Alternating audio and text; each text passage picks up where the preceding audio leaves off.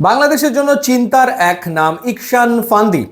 বাংলাদেশকে সতর্ক থাকতে হবে এই নামটা নিয়ে এবং নিশ্চিতভাবে বাংলাদেশের দুই স্টপার ব্যাক অর্থাৎ দুই ফুল ব্যাক তপু বর্মন এবং তারেক কাজীর পরীক্ষা নেবেন ইকশান ফান্দি।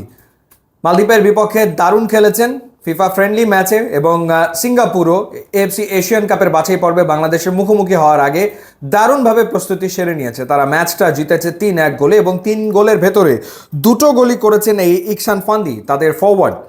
32 মিনিটের ভেতরেই গোল 3টা দিয়ে ফেলেছিল সিঙ্গাপুর এবং ইকশান ফান্দি যে দুটো গোল করেছেন সেই দুটো গোলই মূলত সেট পিস থেকে এসছে হেডারের মাধ্যমে।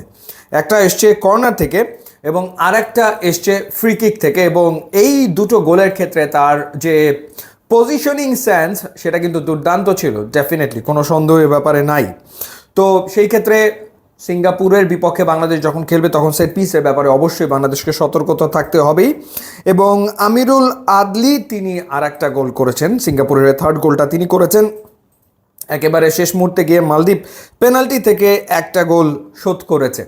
এবং লক্ষণীয় যে ব্যাপারটা ছিল, সিঙ্গাপুর যে ওয়েতে খেলেছে মালদ্বীপের বিপক্ষে সেটা হলো উইং প্লে। দুই দিক থেকে তারা অ্যাটাক করেছে, দুই দিক থেকে দুই উইঙ্গারকে তারা চমৎকারভাবে ব্যবহার করে বারবার অ্যাটাকে উঠে এসছে। ফার্স্ট হাফে তারা মুহুর্মুহু আক্রমণ করেছে। অবশ্য মালদ্বীপ যে কাউন্টার অ্যাটাক বা পাল্টা আক্রমণ করেনি তা না, তবে বোঝাপড়ার ঘাটতি থাকার কারণে মালদ্বীপ ম্যাচে আসলে সেভাবে সুবিধা করে উঠতে পারেনি।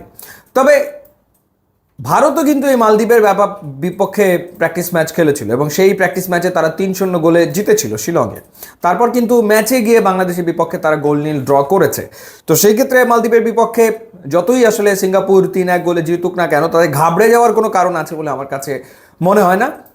কারণ বাংলাদেশ টিম আর সেই আগের টিম যেহেতু নেই, সুতরাং বাংলাদেশ ডেফিনেটলি পড়ালেখা করে তারপরেই সিঙ্গাপুরের মোকাবেলা করবে ঘরের মাঠে।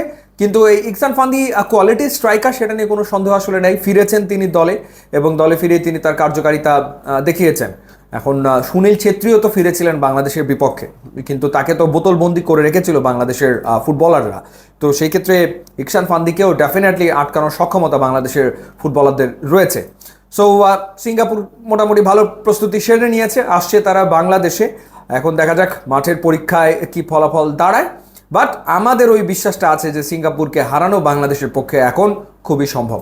ইউটিউব ইনস্টাগ্রাম লিঙ্ক দেওয়া আছে, আপনারা যোগ দিলে খুবই খুশি হবো। And thanks for watching.